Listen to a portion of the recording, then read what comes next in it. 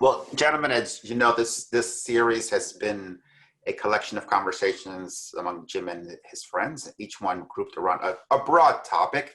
So, as I always mention at the start of these sessions, there are two options. I'm happy to disconnect and come back in an hour or so and leave you to it without me, or I'm happy to also to stay on and provide some very, very light moderation to the conversation. So, and I'm okay either way. Well, I can say that as one who's seen Carlos's light moderation, I'm in favor of that. Sometimes that's all I'll say.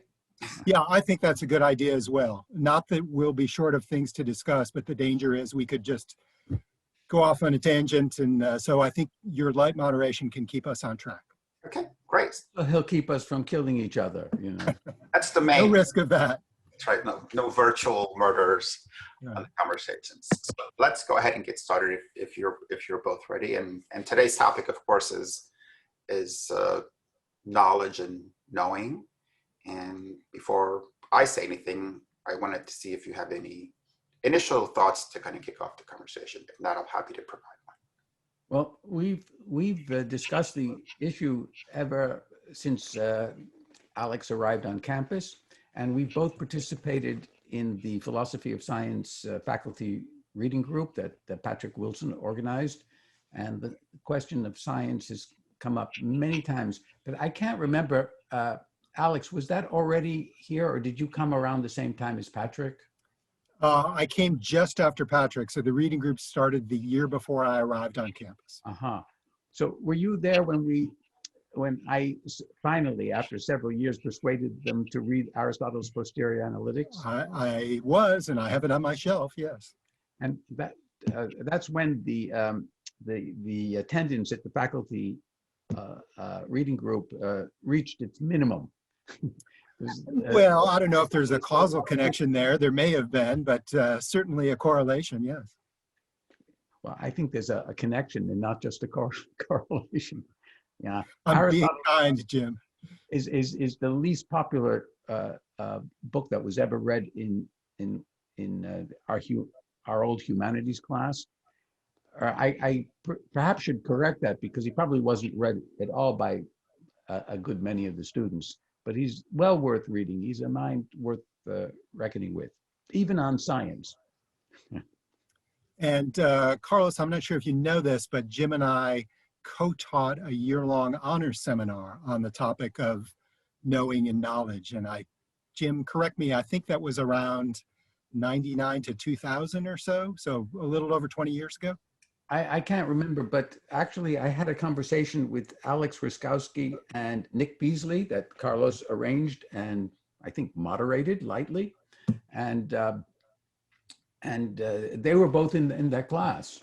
And in fact, and something that occurred in that class even came up in our conversation. I think they remembered it most fondly. Well, if I may just say, just by word of introduction, I selected this topic for our conversation in large part because I think that one of Jim's most obvious and endearing qualities is curiosity. It's obviously the first thing that I noticed when I met Jim, but I would imagine it's the first thing that just about anyone notices when they meet Jim. It's a wonderful virtue that you have, a tremendous quality that you're curious not only in your field but about everything. And every time you greet me, you're filled with questions, and it's wonderful. I love it. Yeah, I think that you have a charitable nature. Some other people might feel that it's a burden, and they see me coming and they go running because they don't want to have to ask a question. I remember on this matter, I swim laps, for exercise. And then one day it occurred to me while I was in the pool, if you had a brick, which is brick size, and it was the temperature of the sun, and you put it into the pool, how much would the temperature change? And I knew it was a physics question, and it happened on a Monday, the first Monday of a month. And I happened to run into one of the physics professors who's now the dean. And I asked him this question at before the faculty meeting. You know, what would be the change in the temperature of the pool if a brick, the temperature of the sun was dropped in it. And then he came after the faculty meeting and he said, well, you know, he couldn't pay attention to the faculty meeting at all because he spent the whole faculty meeting working out the solution to the problem. And the answer was that it would make a difference of less than 2 or 3 degrees, which was surprising. But I can't tell you how many times he's brought up that question as, you know, something that took up the whole whole faculty meeting in thinking about it. But it was about 20 years ago when he was still a new physics professor. You achieved your goal then, mission accomplished. I've been thinking about this too, Jim, on the occasion of your retirement, that this was a good topic because it might force you, not that you don't often reflect on your career as an educator, but the tremendous impact you've made in getting people to think about things. Well, I suppose he didn't have to think about that in order to you know, to be a physicist. I don't know that his thinking was improved, but thank you for that comment about curiosity. You should remember that curiosity is said to have killed a cat. Yeah. Well, I think that this topic of knowing and knowledge obviously is something that extends back to the, you know, long before the Socratics and pre-Socratics, I would say to the origins of our species. But I'm hard pressed to think of a time when it's more relevant, when we're living in a world where there is not only an abundance of knowledge, but also misinformation, alternative facts, propaganda, conspiracy theories. We're living in a time where there's tremendous distrust of science, of expertise in general, growing anti-intellectualism. It just seems to me to be not only a fraught time, but a very important one to talk about reason and knowledge. Well, I would say only one thing to that. I agree with you that with essentially everything that you said, except one part, which is that this is especially important now. I think there's never been a time when all of those bad things like false information and propaganda and misinformation have existed. I think that as old as the desire to know is, so is the desire to tell a lie to somebody. And that's misinformation, and that's been around forever. This reminds me of something that one of our deans, who was also a provost, wrote something and he sent it to me to read. And I think he made a category mistake. He thought that, I made the category mistake. I thought he really wanted me to read it and criticize it, but all he really wanted was praise. But I read it and criticized it. And this was his comment a number of years ago. He said he was quoting, you know, the famous line, I think it's by Thomas Paine, "These are the times that try men's souls." And he was saying, these are particularly awful times, et cetera, et cetera. And I said, which I probably shouldn't have done, that, you know, that we've heard this line all the time. It's always true that when has there ever been a time since Adam and Eve, which I think is a myth, but, you know, since they left the Garden of Eden, when was there a time that didn't try men's souls? Every time is trying. And I would say the same thing about misinformation. It just seems the times always seem worse when they're near, you know, but it's an error in measurement because things are close, they seem bigger, you know. I don't doubt for a moment what you say, but what concerns me is the way in which both knowledge and misinformation spread today. And of course, you know, there's the old line that a lie gets halfway around the world before truth puts its shoes on, or whatever variation of that. But I think that's just gained speed, as it were. So it's an even bigger concern today than it was at any other time in human history. So I'm interested to see what happens with that. Well, perhaps tell just a little anecdote also on the same subject.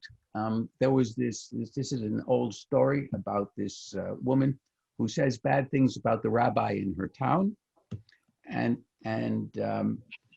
then she discovers that this rumor that she said was false, but it had already done just what you said. It spread. So she invites the rabbi over to her house so that she can apologize to him. And the rabbi says to her, well, sure, I'll let you apologize, but you just have to do one thing. And she says, what? And he said, well, I want you to take this pillow that you have and go to the window and let out all the feathers from inside the pillow. And she does that. And then the rabbi says, well, go get the feathers.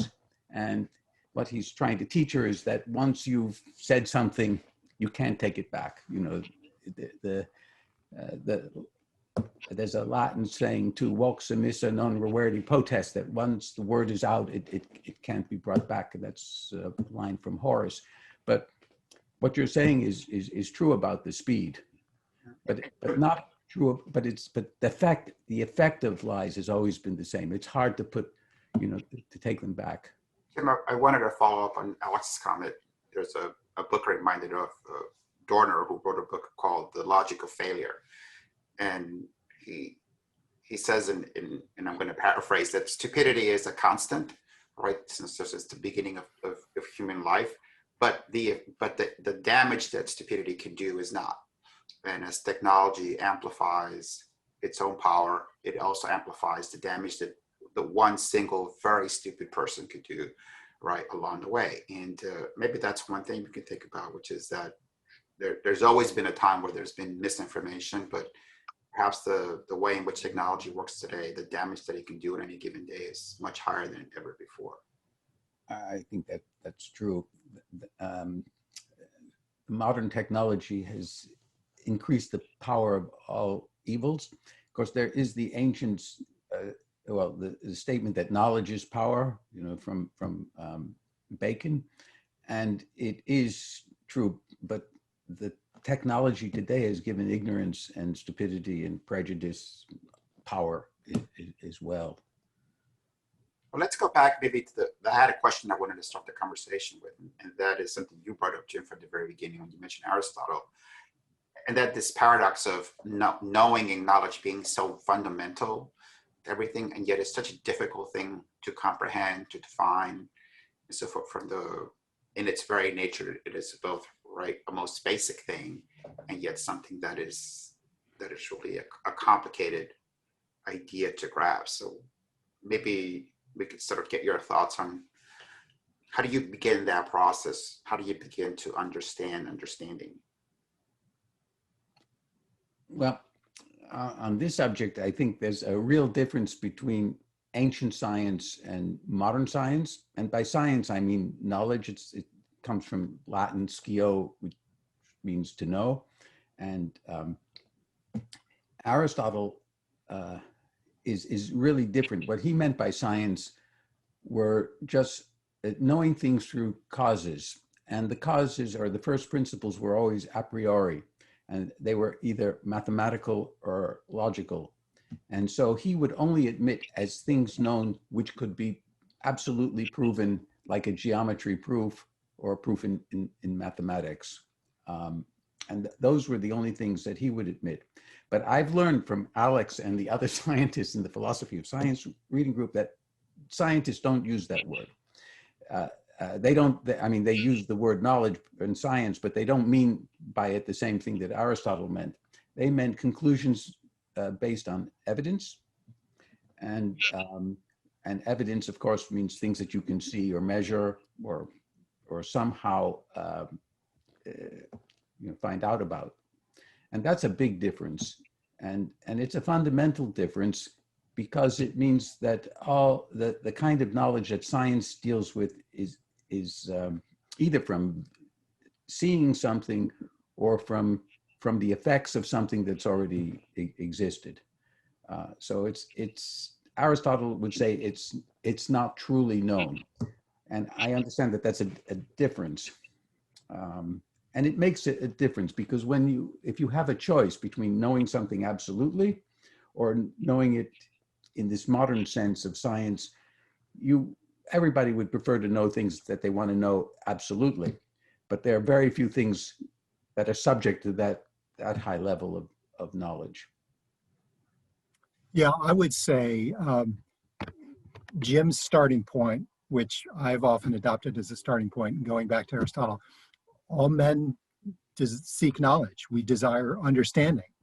But the one thing that frightens us most of all is just not knowing, being in the dark. That's the uncertainty is the greatest fear of all. So what makes science so fascinating to me is that it's one of the best ways that we can know about the world we live in. And yet, as Jim has explained, it doesn't provide a kind of knowledge that's axiomatic, like in mathematics. It's knowledge that's derived from the senses, often using tools like telescopes and microscopes. And the knowledge it provides is very powerful, but it's tentative at best. It's conditional until we gain new evidence or learn otherwise.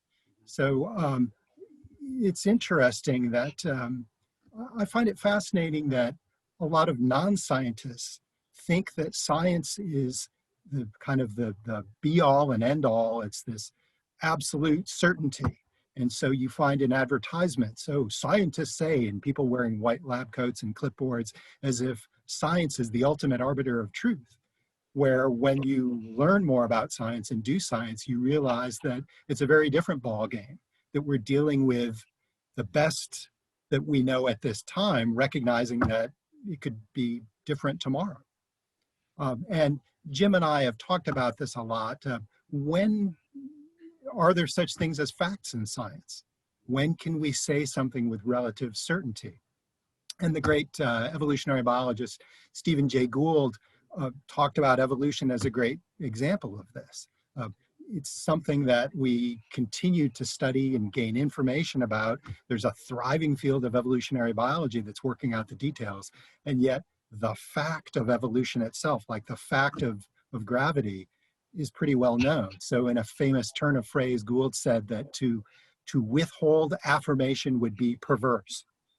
In other words, that, we can quibble about exactly how evolution works, just as physicists will tell you that gravity is the most mysterious force in the universe.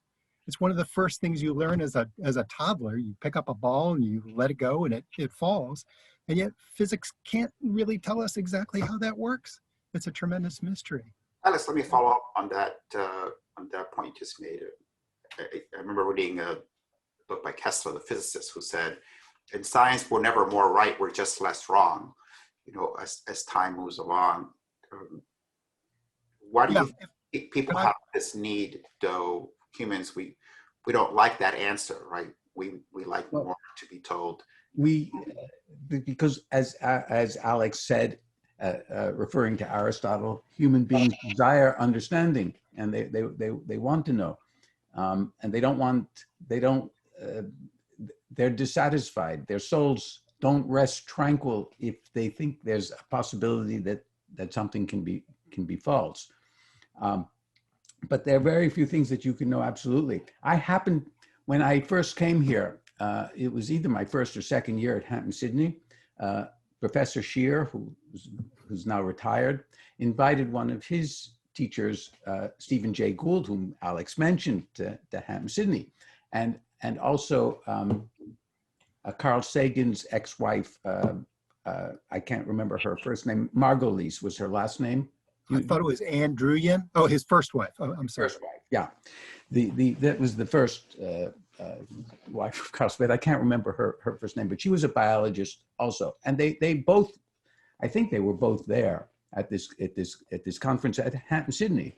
And there, Gould was putting forth his theory, or it could have been Margolise, I can't remember because it was 41 or 42 years ago, but it was an interesting theory. It was a modification of evolutionary theory, which he, I think, called punctuated equilibrium, that there were certain events on the Earth or in the climate that spurred accelerated the power of evolution or the evolutionary tendencies at that moment by changing the conditions. And so there would be bigger changes than the gradual ones that you would see in trilobites. Is that the one that they always show the progression of it? But and that was exceedingly interesting. It was new at that time. It was, that was 40 years ago. And I think that corroborates what Alex was saying, that, evolution is pretty well established, or really well established, but it's still, argued about. And the connection between genetics is a new development. I mean, in the last few decades, and it brought made evolution seem even more likely. This consilience of genetics and paleontology. It's just it's hard for anybody not to say that it's highly likely, exceedingly likely, that evolution is the biological principle. I'd like to make 2 points, if I may. The first is how science works, and that is really different. In fact, both my points are about how science is strange, and it's counterintuitive. It goes against the way we normally think. And one is that instead of seeking to prove things, in science we seek to disprove things. So just as, by way of education, we're always about not necessarily teaching students what to think, but just how to think. You have to learn to think like a scientist. So it's really, for logical reasons, very simple, but hard for students to get the knack of this. It's very easy if you disprove a hypothesis or a premise, that premise is wrong. But if you come up with something that supports that premise, it doesn't necessarily prove it, because there could be a better explanation that's right around the corner that you're not seeing.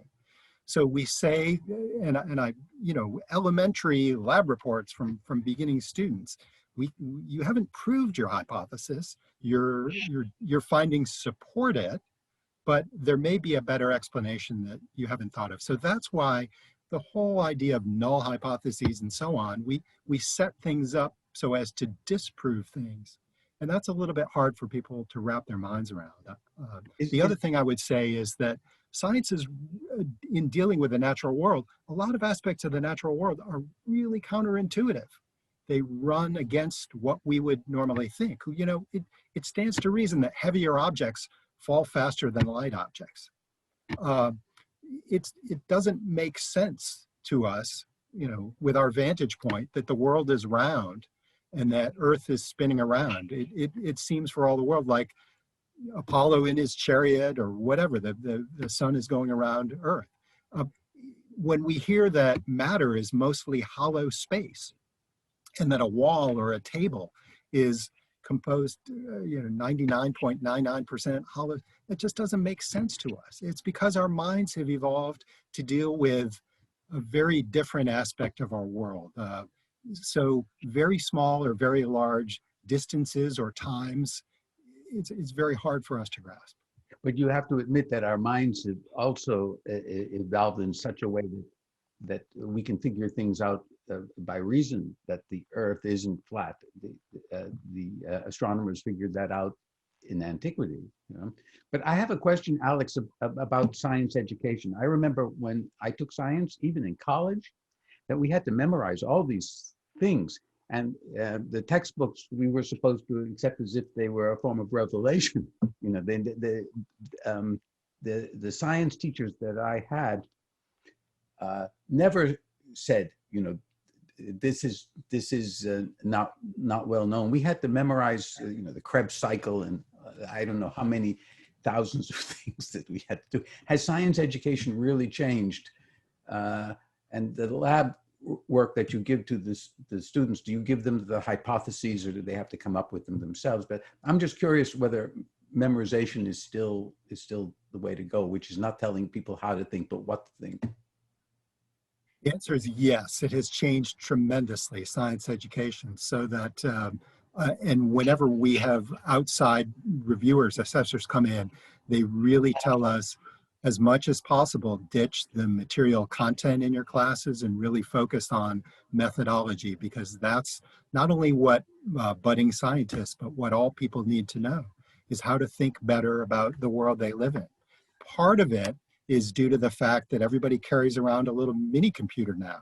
So you don't need to necessarily memorize these things. Even training future physicians or other healthcare providers, it used to be that, yes, you had to memorize the Krebs cycle and you had to learn all these things, because otherwise you would have to spend a day going to a library and finding the right books. And now all this information is at our fingertips. So we have really changed the way we approach science education and at all levels, starting at the elementary level. It's really focused more on asking questions. So if I may just take this in a slightly different direction, one of the great mysteries that I've always been interested in is how something that is the delight of young children, the fascination with the natural world, becomes one of the most dreaded things in high school and college, where suddenly science. I tell you, more than 9 out of 10 people that I meet, the first thing they say when they learn that I'm a scientist is, "Oh, I hated science. It was horrible. I couldn't stand science." It's nothing. And I tell them, that's not true. When you were a little child, you loved science. And something happened where science became uncool. And I think a lot of it was the way in which science is taught. We have to get that sense of wonder and curiosity back. And so that's what we focus on now. So science is both process and product. And most people have this feeling that science is this great big dusty book of facts. We finally reached the point where we can access those facts instantly. So let's focus on the process. Alex, I want to go back to something you said a minute ago, because for some people, it's a controversial statement, I think, and it just kind of went by. And that was that you can teach someone how to think without having a goal implied in that method.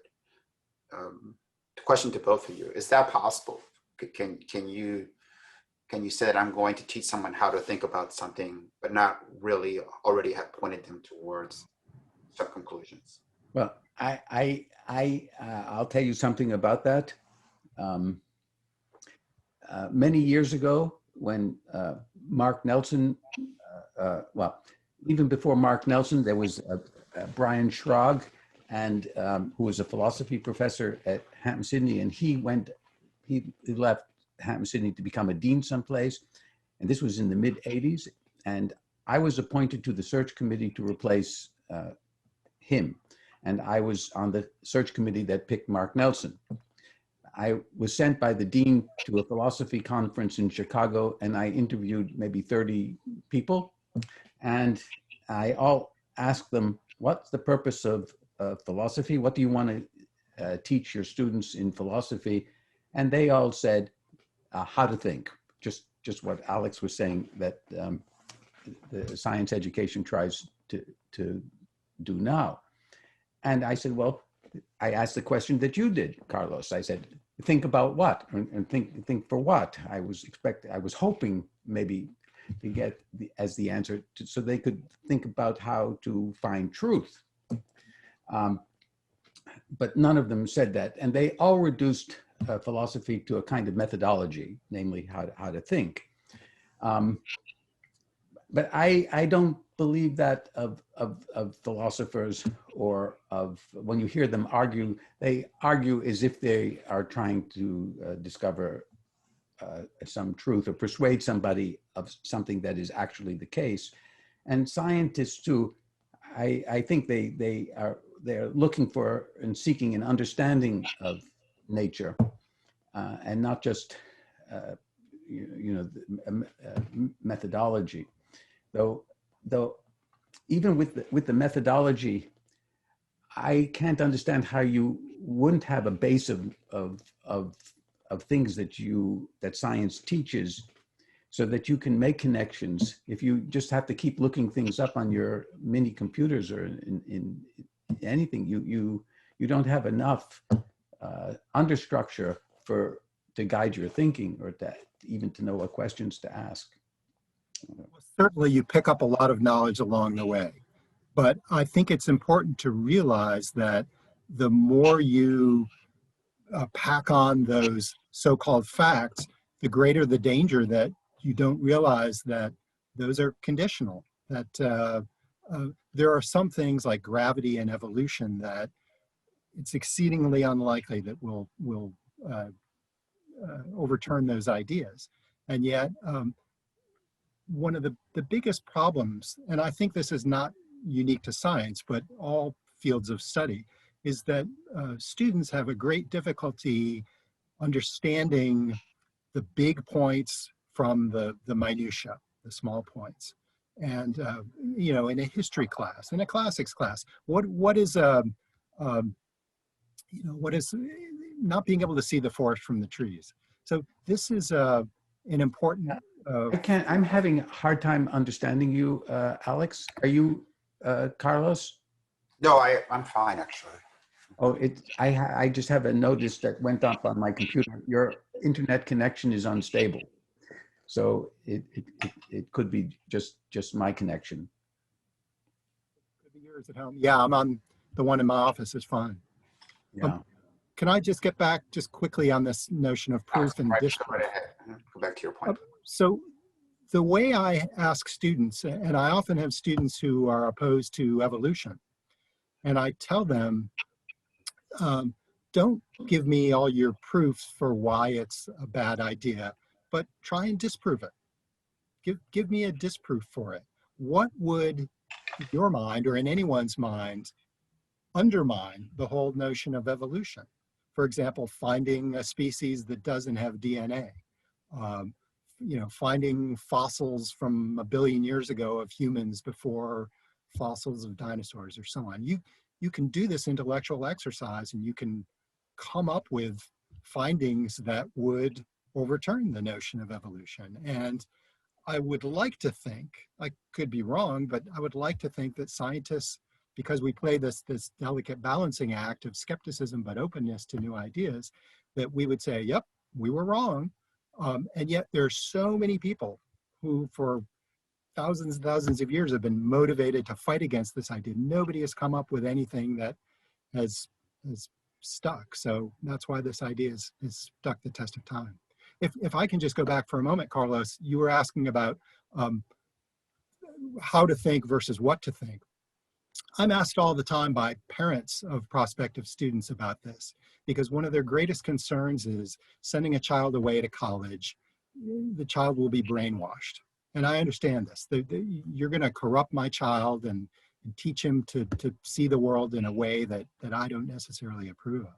And I tell them, it's like when I encourage students to vote, and I genuinely just want them to vote. I want them to be part of the political process. And I don't ever encourage them to vote one way or another.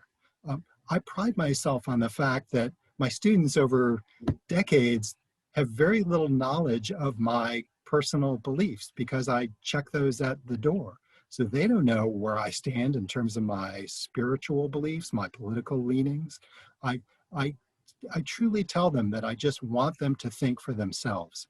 So for me, it's like the old story of the parable of the elephant and the blind man. If you're only seeing if you're only grasping one thing, the leg or the tail or the trunk or the ear, you're going to have a very diminished view of the world. And it's only when you start to see that the world is far more multifaceted and that there's all these details that you're missing that you're going to grow as a person. So I think it's really important to find balance in this world. And I think the balance between being skeptical, demanding evidence, but being open to new ideas, that's really where maturity lies. I wanted to pose a little different question and bring it back to sort of our present day challenges, to know quote unquote things. As we see today, the rise of things like fake people, deep fakes, videos that don't seem real, stories that are completely made up. The idea of taking something which is established and suddenly deciding that it's controversial. As it seems like you can rely less and less on what you're taking in, sort of prima facie. You have to apply this secondary processing or tertiary process to what you're seeing. How, maybe start with you, Jim. How do you prepare to do that? What do you do that allows you or makes you better able to equip and survive in a world where it seems harder and harder for the average person to even believe, quote unquote, believe their eyes? Well, I can't say anything about the average person because I've never really met one, but I can answer the question a little bit. We do live in an age in which technology has proven the value of science and mathematics and understanding the universe. I've heard that that Einstein's theory of relativity is used in every GPS, and it seems it works, and so that would be a good piece of evidence that there's a lot of truth in that theory. But we also another thing has also stood the test of time, and that is kind of magical thinking, and the idea of a magical creation of the universe or of human beings. There are all kinds of myths about how human beings came, and that magical thinking is also pervasive even in a number of religions that have a that believe that in a kind of magic, that when you, for instance, when you take communion, that you're drinking not just a metaphorical blood of Jesus, but the actual blood, and so on. That's a kind of magical thinking that has continued to exist for thousands of years from mythology, and so people are already primed to believe things that aren't possible in the visible realm, because they have been habituated to this kind of magical thinking. And I don't know that there's anything that we can do about it. We can try. I try very hard, and I've written about this in the Hampden-Sydney Record, that that a lot of different subjects have different values, but the value that is fundamental to learning is mathematics, and not figuring and doing calculations, but the concept of the proof. When you've been through a mathematical proof, you are persuaded that for instance, that the interior angles of a triangle equal to two right angles. And that really in Aristotle's sense of knowledge, you start with hardly any first principles, and then you've deduced that conclusion. And I think that's the value of knowledge. It teaches you, it gives you a canon, it gives you a ruler, it gives you a standard by which you can measure whether you know something or not. If I tell you I saw a great movie, the best movie ever last weekend, that you can't know that that's true in the way that a mathematical equation. So I think that's the inoculation, is to teach students what it is to know something. At least that's what the value of mathematics. And the stuff that biologists teach doesn't give the same standard of knowledge, but it comes pretty close. The things that you see and that you can measure, you may not know them as you do a deductive argument, but you know them pretty well. I mean, really well. In fact, most of the things that we say that we know are not, don't come up to Aristotle's thing. I think the prevalence of magical thinking is what's made people accept all this stuff. Yeah, if I might just jump in there. So Jim and I have had this conversation many times that philosophers since antiquity have praised humans as being creatures of reason, being rational. But I think that much of what passes for being rational is just ex post facto rationalizing. We often make up our minds intuitively and then try to say, oh, this is why I think that. So I think there's a whole lot more intuition than, well, intuition is a way of knowing, but I think it's often a misguided or incomplete way of knowing. It's a good first step. I agree with Jim that there's there's this amazing paradox that we seek certainty. We like knowledge that is final and formal and complete. And yet one of the things people don't like about science is that they argue that it takes all the wonder out of the world. You know, I want to know things for sure, and yet I want there to be this mystery that there's a Bigfoot out there and a Yeti and a Loch Ness monster. And science kind of deflates that balloon and takes a lot of the fun out. And I find it an interesting paradox that science begins in childhood with this wonder of this you know, world of marvels, and people think that it takes it away, and in my mind it doesn't. That to delve deeper into the world is just to show how full of wonder and mystery it is. But let me just say one last thing, Carlos, to get back to your question about deep fake videos and things like that. I think the answer is really, again, to teach people how to think, to stress skepticism, to question, where is this coming from? Who is saying this? What are their motives? What do they stand to gain from this? And I am perpetually teaching students the crucial difference between skepticism and what they confuse with skepticism, which is denial. That skepticism is about, I'm not sure, I haven't made my mind up. Tell me more, give me some evidence, help me to make up my mind. Whereas denial is entirely antithetical, it's the complete opposite of that. Denial is, my mind is made up, there's nothing you can tell me that will change my mind, you know, stop talking, I don't want to hear anymore. And sadly, that's where we are in many aspects of the world today with regard to climate, to, you know, to many scientific debates. I would like to, if I could, respond to two things that Alex has said. The first one is about wonder, and the second is about skepticism. And I'll do it from a classical viewpoint.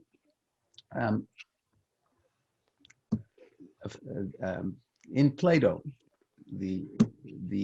Socrates says philosophy begins in wonder, and in fact, the word for wonder is also the word for rainbow, and Iris is the goddess of the rainbow, and a rainbow evokes wonder. When you see it, you wonder, how could that arc of different colors be in the sky?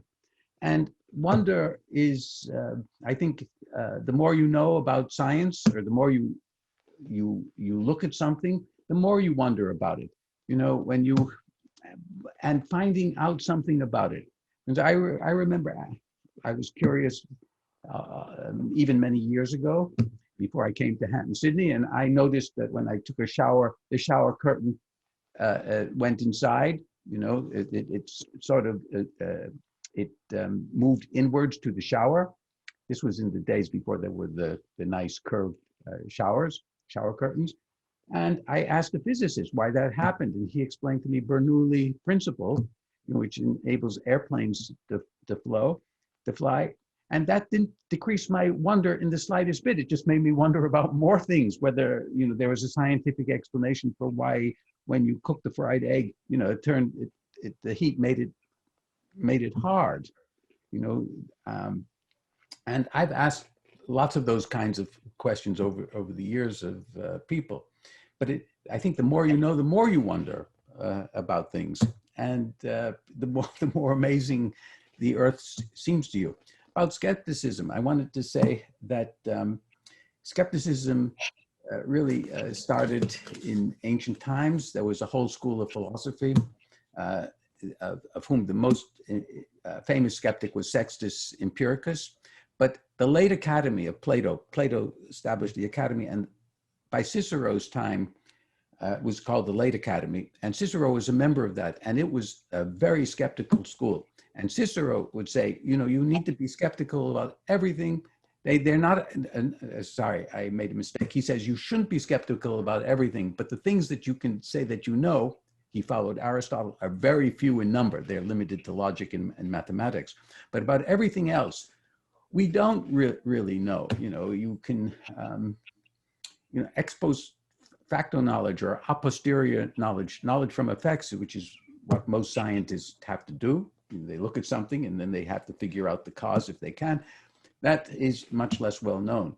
but there's a long tradition of that, and it's the tradition that you enunciated is that were the principles of the late academy.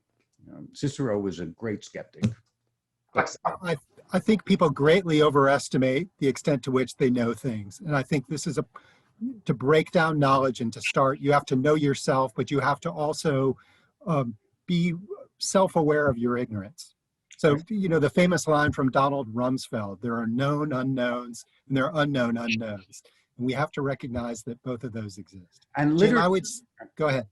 I just wanted to say ancient literature is filled with the very principle that you just put forth. You think of the Oedipus. Oedipus thinks he knows who his parents are, Absolutely. But he doesn't know that. And all of us think we know who we are and who our father and mother are. And that's the point of the play, to make you skeptical even about that. It's right on the subject. So the crazy thing about science, again, being very counterintuitive, is that you have to be skeptical. You have to demand evidence, and yet you have to be open to all kinds of new things. So if someone comes to me and says, something about extrasensory perception, I can't just dismiss it out of hand. I have to be open to every possible phenomenon, and yet I say, show me the evidence. If you can convince me, if you have evidence to support it, then I'll accept that. Yeah. I have to mention here, one of my favorite all-time cartoons is just a single panel, little picture. It's titled At the Skeptics Convention. It has two people shaking hands. And the first man says, "Hi, I don't believe we've met." And the second one says, "I don't believe that you don't believe we've met." That reminds me of anecdotes that's attributed to Cicero. He says he can't imagine anything. He can imagine, he can't imagine how two prophets or two seers or astrologers could meet in the street without bursting into laughter. And it's pretty much the same idea. But I wanted to say one more thing about, in reference to in reference to Carlos's statement about fake news and fake reporting and stuff like that. That's also in the Oedipus Rex. You remember that when King Oedipus is finding out that it was Laius, the previous king, who was murdered, and there was only one person who survived. He was the only eyewitness, and he reported that King Laius was killed by a band of thieves, and Oedipus, knowing that he killed a man, but he was all by himself. So if it was true that he was killed by a band, Oedipus himself is innocent. And so it never occurs to him that he could possibly have been the murderer. But then it turns out later on that the guy, the one witness, had told a falsehood. He had delivered fake news. And if he had told the truth, the whole circumstances might have been completely different. And this is the first real case of eyewitness testimony in European literature, and it turns out that you can't rely on it. It's false. The very first eyewitness is telling a lie.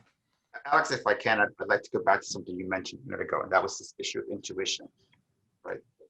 Is it perhaps the case that as you have more things to process now and more things to decide whether they're true or not, the effort just becomes too much for many people? So maybe you don't go back to the complete denial, but you decide to rely on, quote unquote, my gut intuition. It seems right. We can see how well that works when we have people who want to make all the important decisions of their life on their gut. But there must be some role for intuition or some value to it. Yeah, the big role for rational people is to say, I'm not going to decide on the basis of intuition. Well, I come to what Jim was saying just a moment ago with the shower and the fried egg. You need to have an active mind. When you get an answer to a question, even a tentative one, in you, Jim, because of your curiosity and wonder, it spawns 100 more questions. And that's because you have an active mind. And that's what you need to keep throughout all of this. I think intuition is fine, but you need to, the problem now is not lack of information, it's that we're in this flood of information and we're getting it from potentially all sources. The danger is if you just focus on one of those. So back to the parable of the blind man and the elephant. If you're just so focused on one thing, you lose sight of the big picture. So I tell students, you should be getting information from all sources. Look all over. Don't just listen to one person or one outlet. And I think that won't necessarily help you to get closer to the truth, but it's a pretty good strategy for ensuring that you're getting closer to the big picture. Yeah, I suppose, Alex, if you went to a medical conference in 1810 and they were, asking you for medical advice, probably 100 people would say bleeding is the way to go. So you can get a lot of answers, but that doesn't ensure that they'll be true. A few years ago, I can't remember. I think it was during the time of the Gulf War, not the first one in the 90s, but the one 20 years ago, and there was something going around the internet that was attributed to Caesar, and then somebody asked me where that was from, and I did a whole bunch of. I must have spent many hours trying to find the source of that quotation, which had 100 places on the internet attributing it to Caesar, but it wasn't in Caesar. I wasted all this time, and it just was made up by one person, and then it became viral. Just what Carlos was talking about earlier from the internet, and it was just not. It was not true. You can't even rely on multiple sources of a piece of information. If I can follow up on that, because you've just said something very important, Jim, and that is the danger of relying on consensus. Just because a lot of people say one thing doesn't necessarily mean that they're any closer to the truth than some person on the fringe who's shouting against the mob. And if there's anything that I've really learned in my 3-decade professional career as a scientist, it's that there's a tremendous difference between science as an objective process and the very biased people who do science. So there's no question that each of us bring our own biases to the table. I love the example of, the historical example of the discovery of continental drift by William Wegener, who was ostracized. His professional colleagues thought he was absolutely crazy for pushing this notion that continents move around Earth's crust. And of course, now we take this as not only accepted truth, but very uncontroversial. How could anybody disagree with that? And yet 100 years ago, that was no one was willing to give this guy a second listen at all. So I think it's very important, not only out science, but even within science, that you have to be open to new ideas, even if they sound crazy. And the key is that, again, getting back to this idea of reason versus rationalizing, you have to demand evidence. So intuition is a good first approximation, and it often sets us in the right direction, but it just as often steers us wrong if it leads us away from evidence. Yeah, but and it brings up the problem that we've discussed at the Philosophy of Science Reading Group of peer review. If you submit a radical article to a journal, then the scientists who are asked to read it will have the consensus view. That's how they became big shots in the field. And so they'll say, this is outrageous. This is a crazy view. And we've read so many examples of that, not just continental drift, but remember there was a physician who came up with the idea of checklists, using checklists in the hospitals. There was a big long article about it in the New Yorker quite a few years ago now, that he recommended that they use checklists, that the nurses and the doctors, and they all rejected it. And then he someplace tried it out, and it reduced the mortality rate in hospitals by 90%, because people were forgetting to do things. And airplanes then started doing checklists before they take off. You know, they have to go through all these checklists. That's why sometimes the planes are delayed. But the safety went way up. But it was, nobody would pay any attention to him. Yeah. And now it's not just evident. it's not just peer review, but it's even getting funding in the first place. Yeah. And funding agencies are likely to go with things that are known. So this is why, you know, in science, we focus on a lot of revolutions, and the famous book by Thomas Kuhn about the structure of scientific revolutions. And for example, changing the heroes. Yeah. Yeah. Well, but I mean, going from the Ptolemaic to the geocentric and heliocentric models of the solar system, these are not necessarily the accumulation of small gradual change, but just a revolutionary way of seeing things in a new way. That's what Gould would call punctuated equilibrium. Yeah. Yeah. So Jim, is there a checklist, because I listened to you mention this, before you would say, I know something to be true? I'm sorry, what was your question? Is there a checklist that you'd have to fill out before you say, I know this to be true? Well, I would favor using the Aristotelian sense. So then you would know it if it was a argument, if it was a deductive argument. But in general, we wouldn't say that.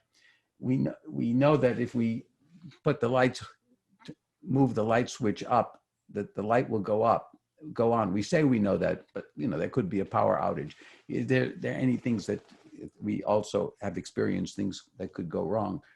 I don't think there can be a checklist except for deductive arguments, and we can say what's most probable, what's most likely to be the case, and that would be true of things in science. Because even if, I think we've all learned from Hume, the difference between causation and correlation that Alex was referring to earlier, you know, that something works is a pretty good evidence that it's the case, but it may not be, as in the case of, you know, making a prediction of an eclipse using the Ptolemaic system. That doesn't mean that the heavenly bodies are really moving in that way. What about, same question to you, Alex, as a scientist? Is there a checklist before a scientist says, I know this is true? Well, let me begin by saying that we focused a lot on science in this discussion, which is fine by me. I'm happy to accommodate, but it's important to point out that science is merely one of many ways of knowing.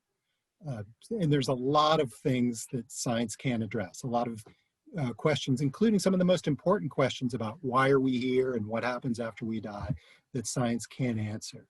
So I think, you know, if you're going to ask a question like, to give an example that's very relevant to the times we're living in, do masks stop the spread of the novel coronavirus? That's something that you can test scientifically. That's something for which we can get evidence, we can disprove that idea, and so on. But regarding your question, Carlos, about a checklist, I think it depends upon the kind of knowledge we seek. And if you're looking for a spiritual knowledge or a revealed truth that comes from a sacred text, if you're looking for knowledge that comes from, you know, an axiomatic kind of knowledge, such as the kind that Jim mentioned earlier, that the interior angles of a triangle add up to 180 degrees. It's a very different kind of knowledge. That's a sort of not only based on logic, but on, you know, the way we've defined things at the outset. We define parallel lines as lines that don't intersect. But is that a problem, Alex, that we use the same word for all those things? That we use the word knowledge for the thing that was revealed to somebody in a dream, and for the thing that is the result of 3 years of experiments, and for the thing that's the result of 2,000 years of logical testing? The output of all those three processes, we apply the same word to them? Well, let me dive in quickly, and I'll let Jim come to this, because I wouldn't be surprised if he tells us that the ancients or some other cultures had different words for these. I think potentially it is a problem.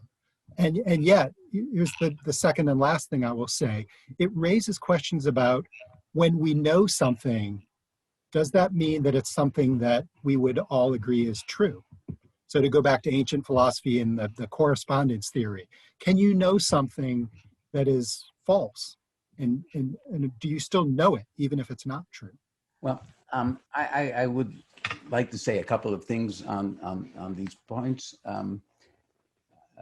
In antiquity, many of the Platonic dialogues deal with this very question: have you taught somebody something if it's false? Because can you say that you have learned something if it's not true? And they get lost in wandering mazes of all kinds of complications that result from the negative. And I'll be giving one of my public talks. The last one this semester is called "Grammar and the Nature of and Human Nature," and it deals with the concept of the negative in particular, and all the problems that arise that go to the heart of our nature. I wanted to say that I think that part of that science and mathematics, in a sense, have contributed to a problem about knowing. When something is quantitative, we can all understand quantities, but not everything is subject to quantities. If you ask an administrator, is so-and-so a good professor? He'll take out the course evaluation forms and he'll say, well, he got 90% on this, and 87.2 students percent of the students think that he is good. And we think that because it's quantitative, and this has resulted in, you could try to buy something from Amazon and they give you the rating of it, 4.3 stars it has. And so we think, well, that's a quantity, but the goodness of something can't really be subjected to a number. If you ask, do you love your daughter? And you say, well, I love her 93% of the time, up to a level of 9.4 on the love scale. What does it even mean? You can't quantify emotions in things like that. Or we look at a medical drama and they say, on a scale of 1 to 10, what's your pain? And how meaningful can that really be? What would be the difference if you just said, I have a little pain or moderate pain, or it hurts. I don't know. I don't know that but the scientists have accommodated us, have made us used to thinking that if you have a quantity, it is more meaningful. I agree with what Jim says, and this is why I avoid at all costs using the word truth in science classes. We talk about evidence. We do talk about knowledge in the context of findings, and yet there's an understanding that maybe new students of science don't yet understand how tentative our grasp of that knowledge is. But kind of, even if it's unspoken, we understand that we're moving toward the truth, but it's a process.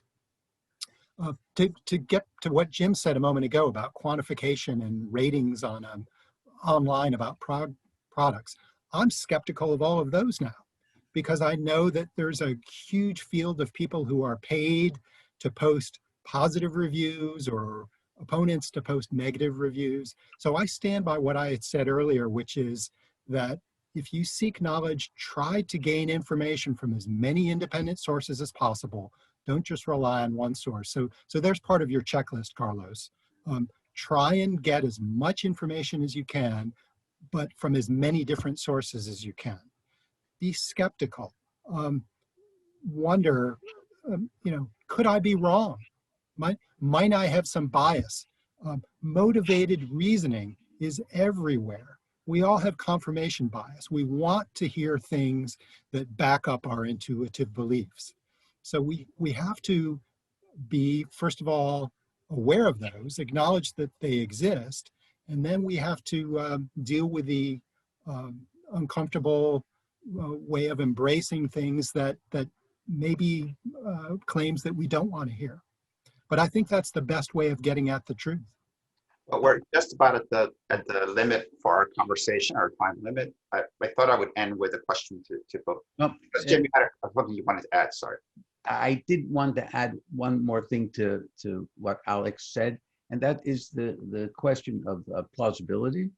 You know, that there's a test too. When I have a student translate Greek or Latin and he comes up with gibberish and he thinks that, you know, Cicero or Horace could have written gibberish, I say, is that plausible? You know, you've made a mistake. You know, and I use the example of when you were in school and you got that an elephant weighed, you know, 0.2 pounds. You must have put the decimal in the wrong place when you were doing the arithmetic. You need to think, is that possible? You know, is it a plausible answer? And then you'll self-correct. You'll say, well, I'm crazy to believe that I got the right answer. Yeah. Well, let me go ahead and close with this final question to both of you. Each in your own careers has spent your life teaching people how to think and how to understand and acquire knowledge about one topic or a series of topics. As you think, reflect on that career and what you've taught everyone over those years, any conclusions on that process itself, on not on knowledge, but on how do you get someone to understand both what knowledge is and how it's acquired? Shall I go first? Please. I think we've had a good example from Alex today. When he has explained something, he didn't just speak in abstractions, but he gave examples of what he meant. And I think that the teaching and using examples and analogies and metaphors and telling anecdotes, as he did about the guy whose name I can't remember, who thought of continental drift. I mean, that's the way to teach. And when you teach that way, students will remember, or are more likely to remember than if you didn't teach that way. Alex, any reflections on a lifetime teaching people to be scientists, or at least to think like scientists? Yeah, and I'm going to just echo what Jim just said, which is that I believe, and I firmly believe this, that people are at heart storytellers. One of the nicest things that anyone ever said to me after I delivered a conference talk was he came up and he said, "You tell a great story." And at first I thought he was, you know, saying something negative, and he said that not only did you convey the information that you wanted, but it's likely to be memorable. And I tell my students this, when I think back on my college career, I can't remember a whole lot of the factual information that was delivered, but I remember a lot of the stories that my professors told.